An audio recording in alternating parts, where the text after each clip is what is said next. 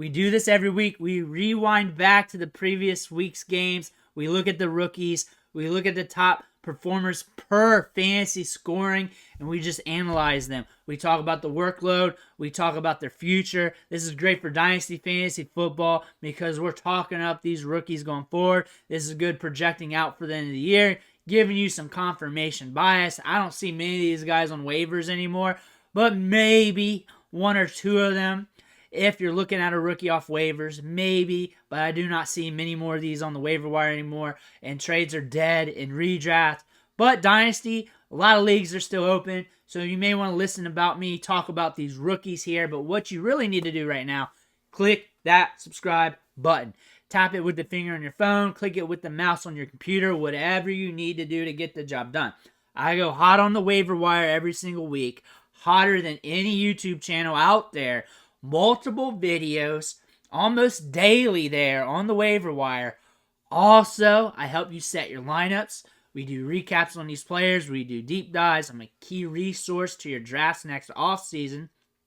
I cover the advanced metrics on these players daily. I cover the player values every single day, helping you make your fantasy football teams and set those lineups. Click that button. Stop messing out.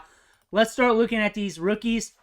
This is back from week 14, the top performers, and really we do this every week so we can get a recap on these rookies, talk some ball on them, and get an understanding of what they're doing and how they're projecting out.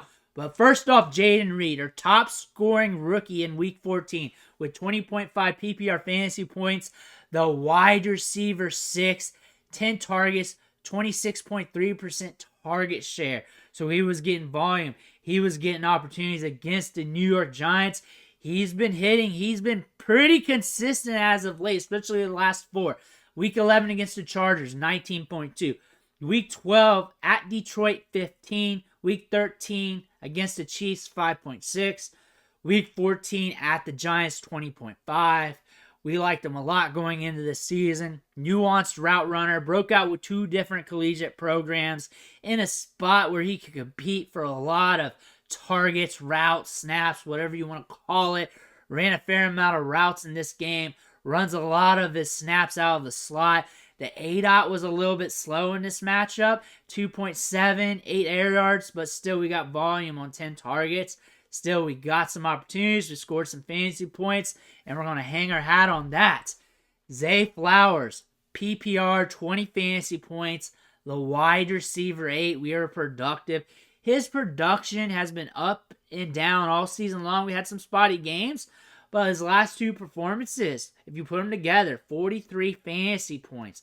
So he has been productive as of late. I think he's had a good rookie season. I think he's been stellar. I think he did more than flash. In this matchup, 10 targets, 25% target share, ran 53 routes, 100% route participation rate. That's what you want to see, especially we do not have many hurt wide receivers on the Ravens right now. He's getting 100% share of the routes. That's good. That's saying, hey, you're reliable. We want you on the field. We want you running routes. We want you blocking. We want you doing everything. You're not leaving the field. 122 air yards. The ADOT's been going up. 12.2 ADOT. That's a good thing. Starting the season off, his ADOT was very low. 4, 5, 6, 7, 8. In that range.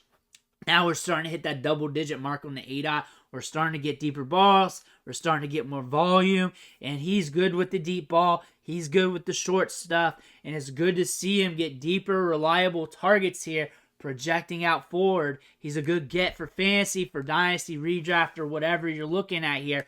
19.8 PPR, RB9 for Bijan Robinson. Had 15 touches here against Tampa Bay. 7 targets, 17.9% target share. You want to throw the ball more on Tampa Bay than run it. That's just the thing. That's what we're seeing these NFL teams do. The NFL's telling us that's what they want to do against Tampa Bay, and that's what the game scripts are looking like here.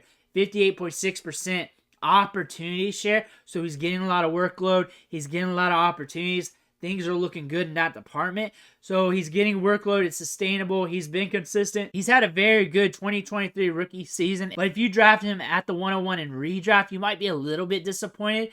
But overall, when you think of him as a rookie on this Arthur Smith team, fairly productive, very consistent, getting you some production here. 19 points, 27 points, 10 points, 17 points in his last 4 games. I really have no qualms about him. Chase Brown is a hot name right now, and he has been running hot. 19.5 PPR fantasy points to RB10 last week. 11 touches, 3 targets, 12% target share. Getting opportunities, a 29.7% opportunity share. Must get off the waiver wire this week. He's getting opportunities. He's doing some things, and he's a hot item. And he's a guy that's very explosive, can score on any touch, a lottery ticket running back. But more importantly, in redraft, right now in all of fantasy, you do not want to be playing against him because he's going to be scary. Chase Brown should be on a bench somewhere at the least, so you do not have to go up against him. Rashe Rice, PPR 18.2 fantasy points, wide receiver 12.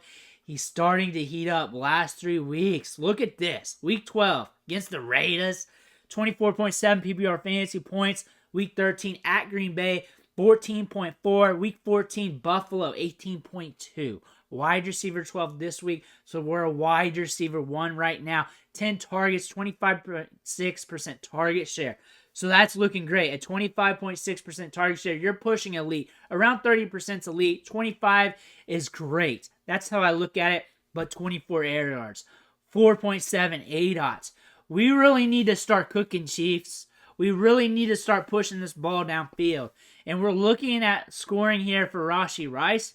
That could be accelerated. That could be increased. That could be ginormous here. We are looking at a wide receiver here that could be a top-tier producer. If he's getting 10 targets and say 1 or 2 miss more often than not, but he's getting an ADOT that's normal, like 10. If he's getting a normal ADOT and he's reeling in deeper passes, you're looking at, instead of 18 fantasy points, which we're cool with, but 25, 30, and more consistent to that than 18, 14. That's what we're looking at here recently. So if we can get a normal ADOT, which more than likely is going to happen here in the next few years, you're looking at a wide receiver who's on the upswing. We're earning targets. We're earning a higher route participation rate each week. Our snaps are going up. We're getting more opportunities.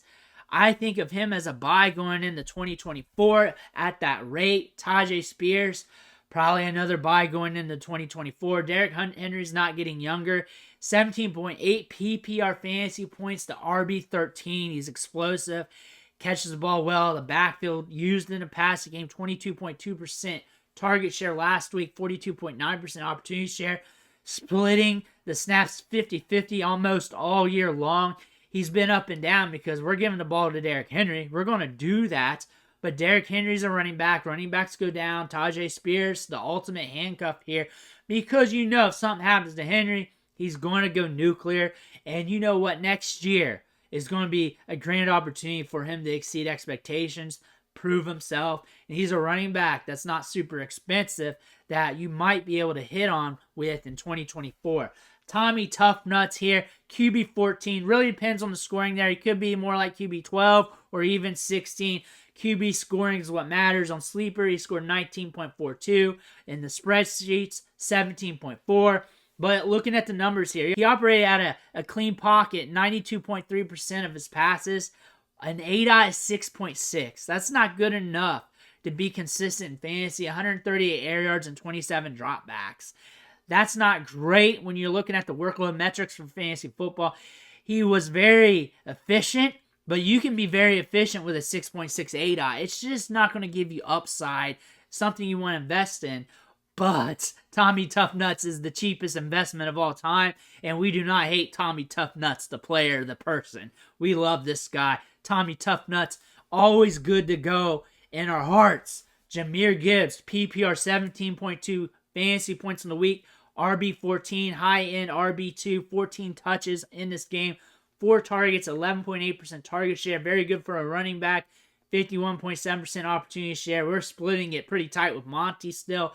17 fantasy points is good. We scored that touchdown. He's explosive. We know he's good. Probably one of the better running backs in the league. One of the top assets in Dynasty Fantasy Football. Can't really say many negative things about him. Even the David Montgomery fiasco here. We got a good meat shield to help keep his longevity up for the NFL game, which is something you got to be concerned about with rookies and younger running backs getting a lot of workload early in their career. So he's helping Jahmyr Gibbs prevent the downturn, and this is going to allow him to pop off for the long term in his career as well. Will Levis, Deep Ball City, QB 16 with 16.6 PPR fantasy points, 18.58 on Sleeper. Depends on how you score quarterbacks. We've already went over that. 362 air yards, 8i 9.5. That's normal. That's a normal 8i. 41 dropbacks in this contest. It was against the Dolphins. Crazy matchup. Operated out of a clean pocket on 61.9% of his throws. So a little bit messy of a pocket for him. But he was getting it done through the air. Deep Ball City. And that's how he plays the game. That's how we like Will Levis. And if you're looking for a cheap quarterback next year in redraft, if you like to stream quarterbacks, Will Levis is a guy to look at. I know we don't like the Titans. You feel dirty thinking about Titans QBs. He's throwing deep balls, though. That means he's going to have games where he hits, games where he's going to go to 0. But he's going to have a lot of opportunities to go to the moon, especially when we're going to his second season of his career. Puka Nacua, good wide receiver. PPR 14 fantasy points. Wide receiver 19. A 21.1% target share. 8 targets here against the Baltimore Ravens. He ran 41 routes in this game. 97 air yards. 21.18i. Can't really say too much about him because we talked about him all year long. Very good wide receiver. Very good prospect. We talked about him going into the season as a must pick up, must stash. And he hit instantly. He's been hitting all year long. If he's with Stafford, Stafford's going to pepper him. And going into next year, pay attention to that. Pay attention to the values. How high he's going to be valued is going to be whether or not you're going to want him or not. And on your preference as well. But again, we're looking at a very good wide receiver. Can't really say too much bad about Puka Nacua. Now we're rounding this off. We're talking about 12 players this week. Quentin Johnston and DeVon Achan both scored 12.1 PPR fantasy points. Week 14, Johnston played last night. Johnston hung a 10 spot, scored a late touchdown last night. But in week 14, he had that deep grab, that deep ball that went his way. And they're not using him correctly, and he's not being efficient. He was a volatile prospect at TCU, a very up and down player. That's what his prospect profile says. He can give you this. He has the potential for this. He's got the potential for this. And then when you talk about Quentin Johnston, the market of people arguing about him online during draft days, it was like that as well. People giving up their souls to talk about him, saying, hey, we love him.